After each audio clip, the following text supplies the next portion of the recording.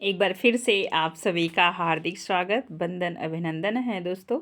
आपको बताना चाहेंगे कि पिछले वीडियो में ही सारे कंटेंट हम ले लेते, बट हम ले नहीं पाए, थोड़ी तबीयत खराब होने के कारण। क्षमा चाहती हूँ दोस्तों। हमने 80 क्वेश्चन करवा दिया था, उसी के नेक्स्ट में प्लेलिस्ट में ये वीडियो अपडेट कर दूंगी। आप वहाँ जाके 1 से 80 प्रश्न देखने के बाद ही आप 81 नंबर के प्रश्न को देखिएगा। आज से जो प्रश्नोत्तरी शुरू हो रही वो 81 नंबर से शुरू हो रही है। आपको बताना चाहेंगे ये पूरे प्रश्न भारतीय काव्य शास्त्र से हैं। कहाँ से हैं? भारतीय काव्य शास्त्र से हैं। ठीक है, नोट कर लीजिएगा। जहाँ भी अपनी टॉपिक नोट किए हैं वहीं से आप इन्हें आगे बढ़ाइएगा। ये रहा आपके समक्ष आज का पहला प्रश्न, 81 नंबर का प्रश्न। कुछ ऐसे हैं, आप ध्यान दीजिएगा। ये रहा, ध्यान दें आप। वीर, भयानक और रौद्र रसों के अनुकूल वृत्ति कौन सी है? तो बहुत ही अंदर से ये प्रश्न पूछे जा रहे हैं। थोड़ा सा ध्यान देखिए, वीडियो में आप बने हैं तो अंत तक ज़रूर देखिएगा। आपसे गुजारिश है, आपको बहुत ही अच्छे प्रश्न मिलने वाले हैं, ध्यान दें। ये रहा वीर, प्रश्न है वीर, भयानक और रौद्र रस के अनुकूल वृत्ति पूछी जा रही है। कौन सी है? उपनागरिका, कोमला, पुरुषा और निष्ठुरा। यहाँ पे आप एक चीज़ समझ पाएंगे कि वीर रस, भयानक रस और रौद्र रस में कौन सी वृत्ति पाई जाती है। 81 नंबर के प्रश्न में तो याद रखिएगा, पुरुषा कौन सी वृत्ति है? तो पुरुषा। नेक्स्ट अगला प्रश्न है 82 नंबर का, आज का दूसरा प्रश्न।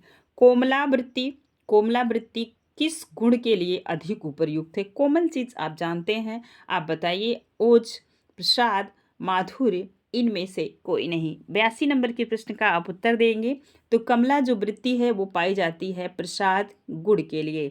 बी ऑप्शन आपका सही हो गया। नेक्स्ट प्रश्न है, आप ध्यान दें। भोजराज ने कितनी वृत्तियों का उल्लेख किया है? 5, 10, 15, 20। मजेदार प्रश्न है, आपसे पूछा जा सकता है। 83 नंबर के प्रश्न में आप याद रखेंगे 15 वृत्तियां। आप आपके दिमाग में एक प्रश्न भी चल रहा होगा, यहाँ 15 वृत्तियां कौन कौन सी हैं? तो लिखना तो संभव नहीं है दोस्तों। मैं 15 वृत्तियों को बारी बारी से बोल देती हूँ, आप अपनी डायरी में ज़रूर नोट कर लीजिएगा। आइए हम कुछ को नोट करने का प्रयास करते हैं। पहली है, आप देखेंगे उपनागरिका। क्या है? उपनागरिका। ठीक है, ये रहा आपका पहला और आप नोट कीजिए उपनागरिका। दूसरा है, दूसरा आप नोट कर लेंगे, पुरुषा है। तीसरा है कोमला, कोमला है। बारी बारी से सब नोट क्रम से डाल के नोट कर लीजिए। कोमला, गंभीरा, ओजस्विनी, प्रायः, मधुरा, निष्ठुरा, श्लथा, कठोरा, कोमला। इसके बाद आप देखेंगे मिश्रा, पुरुषा। उसके बाद देखेंगे ललिता, अमिता आदि का उल्लेख है। आदि टोटल 15 वृत्तियां हैं भोजराज के अनुसार। पूछा जा सकता है प्रश्न। ठीक है, अब चलिए नेक्स्ट है, भोजराज ने कितनी रीतियों का उल्लेख किया? अभी यहाँ पे वृत्ति आप देख रहे हैं, आप रीतियों का उल्लेख किए हैं। तो भोजराज ने कुल 6, किसकी कितने किए हैं? 6 रीतियों का उल्लेख किए हैं। 6 रीति कौन कौन सी है मैं नोट कर देती हूँ। वैदर्भी है। क्या है? वैदर्भी है। ठीक, दूसरी जो है वह है गौड़ी है, गौड़ी रीति है।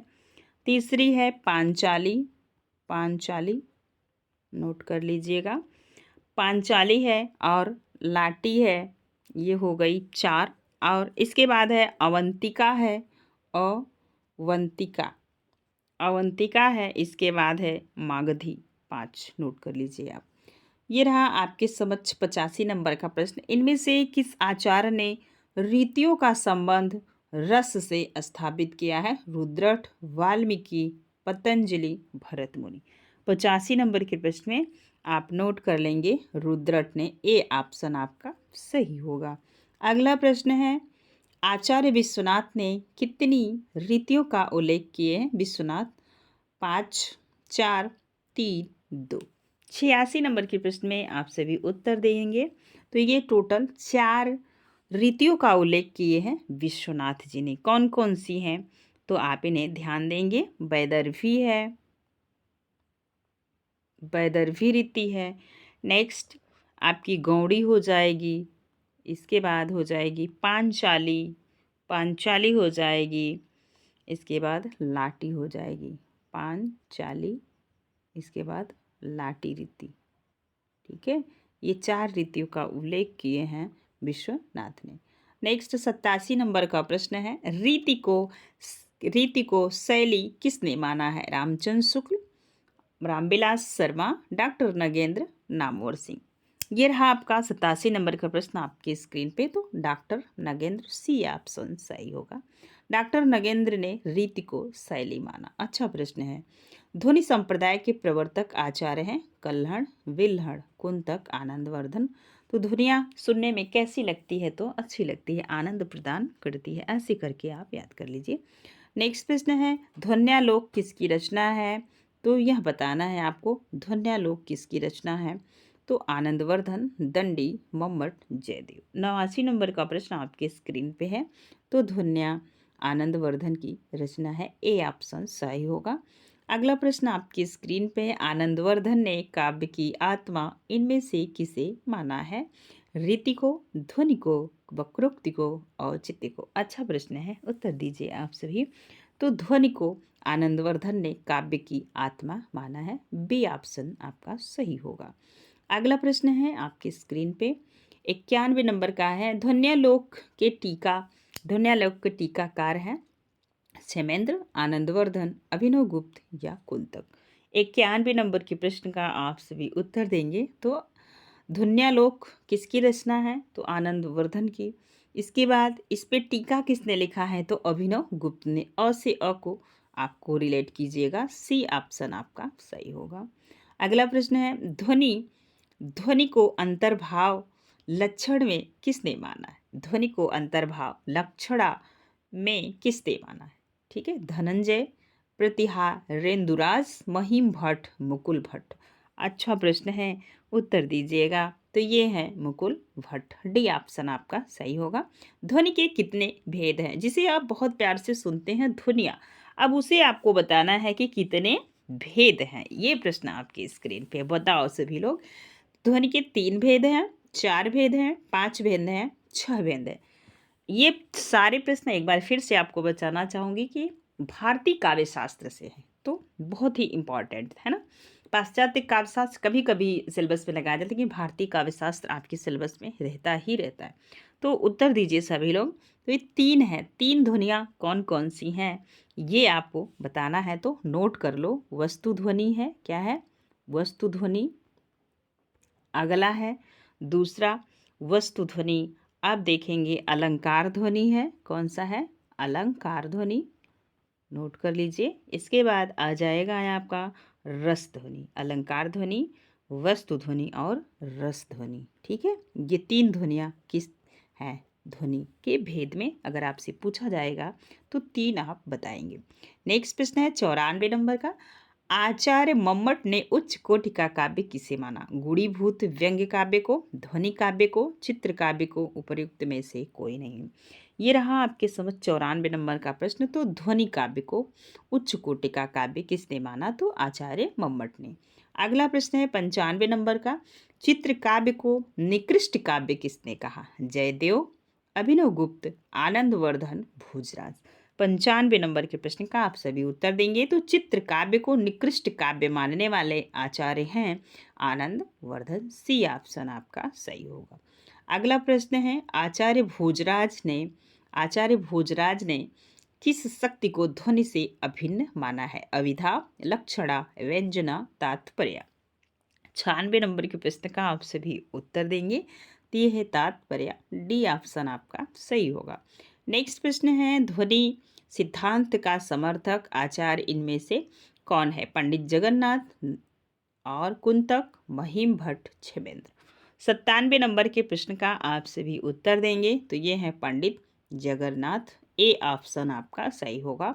अगला प्रश्न है, ध्वनि सिद्धांत का प्रबल विरोधी आचार्य इनमें से कौन है? अभिनव गुप्त, प्रतिहारेंदुराज, मम्मट, विद्याधर। 98 नंबर के प्रश्न का आप सभी उत्तर देंगे। तो यह है प्रतिहारेंद्र विद्याधर, बी ऑप्शन आपका सही होगा। अगला प्रश्न है 99 नंबर का आपके स्क्रीन पे, ये रहा, तो व्यंजना को काव्य की कसौटी किसने माना? रामचंद्र शुक्ल, डॉक्टर नगेंद्र, डॉक्टर भोलानाथ व्यास, सुमित्रा नंदन पंत। 99 नंबर के प्रश्न का आप सब उत्तर देंगे तो ये होंगे डॉक्टर भोलानंद शंकर व्यास। अगला प्रश्न है, वक्रोक्ति के प्रथम व्याख्याकार हैं वामन, दंडी, कुंतक, भामा। 100 नंबर के प्रश्न का आप सब उत्तर दीजिएगा। यह है भामा। कौन है? भामा वक्रोक्ति के प्रथम व्याख्याकार हैं। 100 नंबर के प्रश्न का उत्तर होगा भामा। नेक्स्ट प्रश्न होगा, वक्रोक्ति काव्य जीवितम किसने घोषित किया? कुंतक, क्षेमेंद्र, पंडित राज मम्मट। 101 नंबर में आप बताएंगे, ऑप्शन होगा ए कुंतक। अगला प्रश्न है आपके स्क्रीन पे, 102 नंबर का, वैदग्ध्य भड़ीती किसने कहा? पतंजलि, कुंतक, पाणिनि, हेमचंद। 102 नंबर के प्रश्न में आप सभी जानते हैं यह कुंतक ने कहा है वैदग्ध्य भड़ीती। नेक्स्ट प्रश्न है 103 नंबर का, कुंतक ने वक्रोक्ति के कितने भेदों का उल्लेख किया है? 2, 4, 6, 8। 103 नंबर के प्रश्न में आप सभी जानते हैं 6 भेदों का कुंतक ने उल्लेख किया और यह बहुत ही इंपॉर्टेंट है। यहाँ से एक प्रश्न टीजीटी पीजीटी किसी भी हिंदी के उच्च लेवल परीक्षा में पूछा जाता है। यह 6 भेद कौन कौन से हैं? तो सबसे पहले आप यहीं पे नोट कर लीजिएगा। पहला कौन सा है? वर्ण विन्यास वक्रता। क्या है? वर्ण विन्यास वक्रता। ठीक है, ये रहा पहला। दूसरा है कौन सा? तो दूसरे को पद पूर्वार्ध वक्रता। ठीक है, पद पूर्वार्ध वक्रता। और तीसरा है पद परार्ध वक्रता। अब नोट करिए चौथा कौन सा है? तो ये चौथा है आपका वाक्य वक्रता। क्या है? वाक्य वक्रता। यहाँ पे यूजीसी में प्रश्न पूछा जाता है, वाक्य वक्रता। पांचवा है, आप पांचवा नोट करेंगे तो यह है प्रकरण वक्रता। क्या है? प्रकरण वक्रता। ठीक है, प्रकरण वक्रता है। अगला है प्रबंध वक्रता। क्या है? प्रबंध वक्रता। ये 6 आप नोट करके 6 के बारे में यदि आप पढ़ना चाहते हैं तो हमें कमेंट करके ज़रूर बताइएगा। अगला प्रश्न है और इसका जो आंसर होगा 6। अब 104 नंबर का प्रश्न आपके स्क्रीन पे है, आप इन्हें देखें और इनका उत्तर दें। वक्रोक्ति को अतिशयोक्त का पर्याय किसने माना? भरत मुनि, हेमचंद, पतंजलि, भामा एवं दंडी। 104 नंबर के प्रश्न का आप सभी उत्तर देंगे तो माने है भामा एवं दंडी। डी ऑप्शन सही होगा। अगला प्रश्न है, स्वभावोक्ति को आदि अलंकार मानने वाले आचार्य हैं भामा, दंडी, रुद्रट, अप्पय दीक्षित। 105 नंबर के प्रश्न का आप सभी उत्तर देंगे तो ये रहा आपका बी ऑप्शन सही होगा। अगला प्रश्न है 106 नंबर का, ये रहा सादृश्य लक्षणा वक्रोक्ति कथन किसका है? भोज, पतंजलि, वामन, भट्ट, नायक। 106 नंबर के प्रश्न का आप सभी उत्तर देंगे तो ये है वामन। सी ऑप्शन आपका सही होगा। अगला प्रश्न है 107 नंबर का, रुद्रट ने वक्रोक्ति के कितने भेदों का उल्लेख किया है? 8, 6, 4, 2। 107 नंबर के प्रश्न में आप सभी उत्तर दीजिए तो कितने का किए हैं? तो 2। वह 2 कौन कौन सा है इसे नोट कीजिए। काकू वक्रोक्ति, श्लेषा वक्रोक्ति, दोनों। एक है काकू वक्रोक्ति, दूसरा है श्लेषा वक्रोक्ति। ठीक है, आप नोट कर लीजिए श्लेष वक्रोक्ति। ठीक है, ध्यान दीजिए। चलिए अगले प्रश्न को देखेंगे। इनमें से किस आचार्य ने वक्रोक्ति को वाच्य और ध्वनि को व्यंग्य माना? अच्छा प्रश्न है। आनंदवर्धन, अभिनवगुप्त, भट्ट, नायक, शंकु। 108 नंबर के प्रश्न का आप सभी उत्तर दीजिएगा। ये है आनंदवर्धन। कौन है? आनंदवर्धन। अगला प्रश्न है, क्रोची के अभिव्यंजनावाद को भारतीय वक्रोक्ति का विलायती रूप किसने माना? अच्छा प्रश्न है। प्रताप नारायण टंडन, रामचंद्र शुक्ल, लक्ष्मी नारायण सुधांशु, डॉक्टर नगेंद्र। 109 नंबर के प्रश्न में ये सबको पता है कि रामचंद्र शुक्ल। बी ऑप्शन सही होगा। अगला प्रश्न है 110 नंबर का, वक्रोक्ति को विचित्र अभिधा किसने माना? पतंजलि, भोजराज, कुंतक, वाल्मीकि। 110 नंबर के प्रश्न में आप सभी ध्यान देंगे तो यह कुंतक का है। वक्रोक्ति को विचित्र अभिधा किसने कहा? तो कुंतक ने। अगला प्रश्न है 111 नंबर का, ये रहा आपके समक्ष। वचन की जो वक्रता भाव प्रेरित होती है वही काव्य होती है। कथन इसमें से किसका है? महावीर प्रसाद द्विवेदी, डॉक्टर नगेंद्र, सुमित्रा नंदन पंत, आचार्य रामचंद्र शुक्ल। तो 111 नंबर के प्रश्न में आंसर होगा डॉक्टर रामचंद्र शुक्ल, सॉरी आचार्य रामचंद्र शुक्ल, 111 नंबर में। अगले प्रश्न को देखेंगे, 112 नंबर का प्रश्न ये रहा आपके समक्ष। वक्रता काव्य का प्राण नहीं पर वह उसका बाह्य व्यक्तित्व अवश्य, किसने कहा? महावीर प्रसाद द्विवेदी, आचार्य रामचंद्र शुक्ल, डॉक्टर नगेंद्र, सुमित्रा नंदन पंत। तो 112 में आप याद रखेंगे यह कथन है महावीर प्रसाद द्विवेदी का।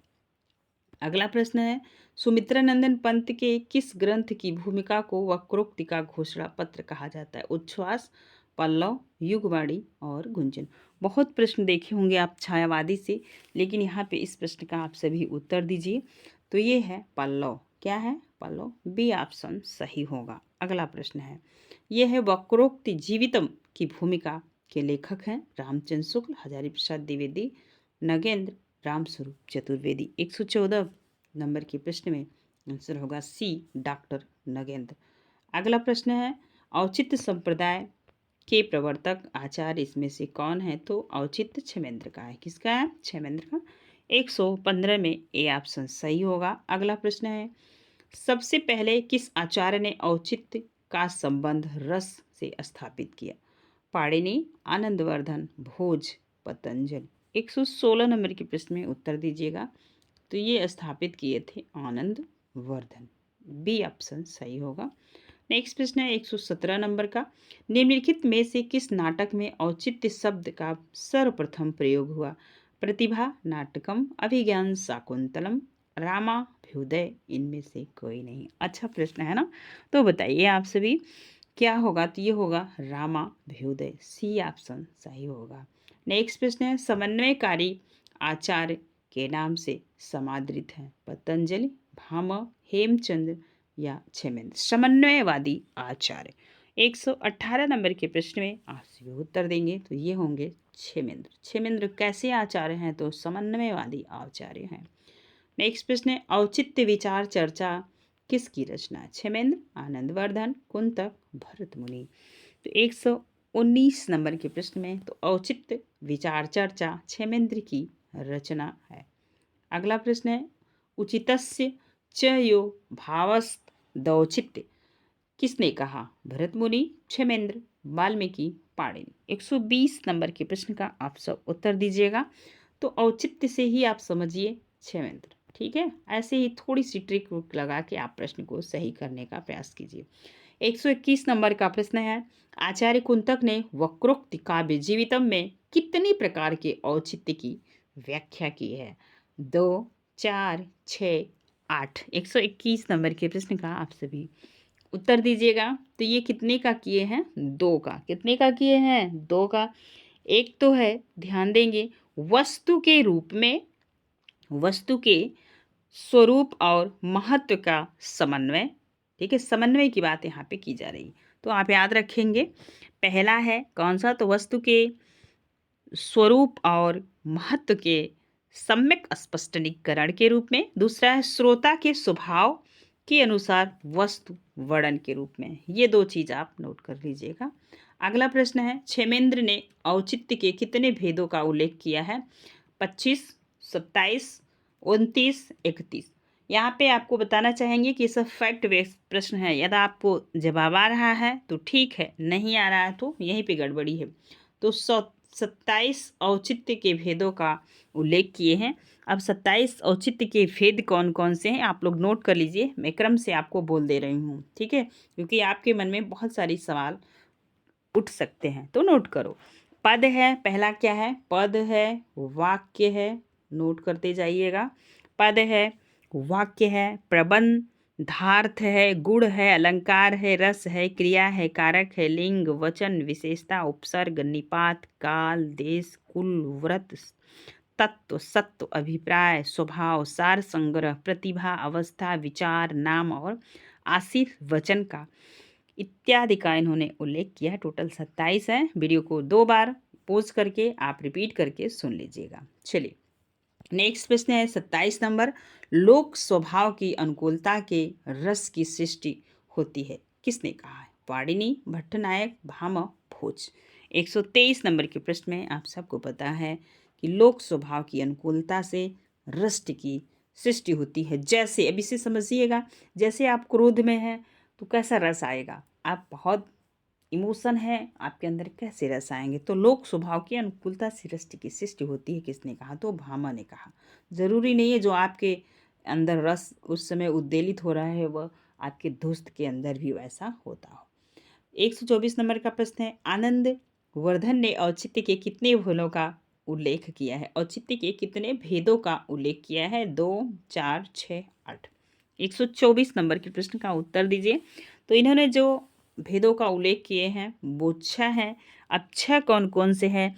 एक तो है, यहाँ पे देख रहे हैं औचित्य पूछ रहा है, औचित्य का आनंदवर्धन ने औचित्य के कितने भेदों का उल्लेख किया? तो 6 भेदों का उल्लेख किए हैं। सबसे पहले आएगा रसोचौति। क्या आएगा? रसोचित्य, रसोचित्य है, ठीक है। और दूसरा है आपका, पहला हो गया अलंकारोचित्य है, अलंकारो अलंकारोचित्य, ठीक है, ऐसे करके नोट कर लीजिए। तीसरा जो है वह तीसरा है गुणोचित्य। क्या है? गुणोचित्य। नेक्स्ट है संघट, ध्यान देंगे, संघटनौचित्य, ठीक है, ये हो गया चौथा। पांचवा है आपका प्रबंधौचित्य, प्रबंधौचित्य। नेक्स्ट है छठा हो जाएगा आपका ऋत्योचित्य, ऋत्योचित्य, ठीक है, नोट कर लीजिए। ये रहे टोटल 6। 125 नंबर का प्रश्न है औचित्य को काव्य का जीवन या प्राण मानना उचित नहीं है, किसने कहा? पाणिनि, भट्टतोद, जयदेव, विश्वनाथ। 125 नंबर के प्रश्न में आप उत्तर देंगे। यह कथन है किसका? विश्वनाथ जी का। अगला प्रश्न है औचित्य को काव्य का एकमात्र तत्व स्वीकार किया है? डॉक्टर बी राघवन ने, डॉक्टर नगेंद्र ने, नामोर सिंह, परमानंद ने। 126 नंबर के प्रश्न में यह स्वीकार किए हैं, A option, doctor B Raghavan ने। नेक्स्ट प्रश्न है 127 नंबर का इनमें से किस संप्रदाय में कभी सिद्धांत का समन्वय किया गया है? सभी सिद्धांत का समन्वय किया गया है। ध्वनि, रीति, वक्रोक्ति, औचित्य। इंपॉर्टेंट प्रश्न है, आप इन्हें नोट कर लीजिएगा। यह है औचित्य। औचित्य सिद्धांत जो है ये इसमें सभी सिद्धांतों का समन्वय किया गया है। नेक्स्ट प्रश्न 128 नंबर का आपके स्क्रीन पे है। काव्य मीमांसा राजशेखर की रचना है, पूछी जाती है। का प्रतिपाद्य क्या है, मतलब इसका विषय क्या है? कवि शिक्षा, रस निरूपण, रीति विवेचन, अलंकार विवेचन। 128 नंबर के प्रश्न में आप सबकी पता है काव्य मीमांसा राजशेखर की जो रचना है उसका प्रतिपाद्य है कवि शिक्षा। अगला प्रश्न है 129 नंबर का, ये रहा इनमें से किस आचार्य ने सभी अलंकारों को वाक्य की वक्रता में स्थान देकर अलंकार का अस्तित्व समाप्त कर दिया? पाणिनि, कुंतक, हेमचंद, भोजराज। 129 नंबर के प्रश्न में ये है भाई कुंतक जी। कौन है? कुंतक। अगला प्रश्न है 130 नंबर का, इनमें से किस आचार्य द्वारा निरूपित काव्य लक्षण संस्कृत आचार्यों में विशेष मान्यता प्राप्त है? क्षेमेंद्र, आनंदवर्धन, मम्मट, जयदेव। 130 नंबर का प्रश्न है, तो ये है मम्मट जी, सी ऑप्शन सही होगा। इसके बाद आएगा आपका आज का अंतिम प्रश्न, ये रहा आपके समक्ष। इनमें से किस आचार्य ने भरत मुनि से लेकर भोजराज तक लगभग 12 वर्षों के समस्त अलंकार शास्त्री चिंतन को सार रूप में प्रस्तुत कर दिया है? अप्पय दीक्षित, पतंजलि, रुय्यक या मम्मट? बताएंगे आप सभी। तो ये है मम्मट। आज का अंतिम प्रश्न आपको कैसा लगा हमें कमेंट सेक्शन में कमेंट करके ज़रूर बताइएगा। आप अगर वीडियो पसंद आएगा तो वही भाई आप लोग लाइक कर दीजिएगा, अपने दोस्तों के साथ साझा कर दीजिएगा। मैं थोड़ा सा सिस्टम बदलने का प्रयास कर रही हूँ, जो थोड़ा सा आपको पीडीएफ क्लियर नहीं होती है, इसके लिए मैं क्षमा चाहूँगी और मैं धीरे धीरे सुधार करने का प्रयास कर रही हूँ। आज के लिए बस इतना ही, फिर मिलेंगे नेक्स्ट वीडियो में। धन्यवाद। जय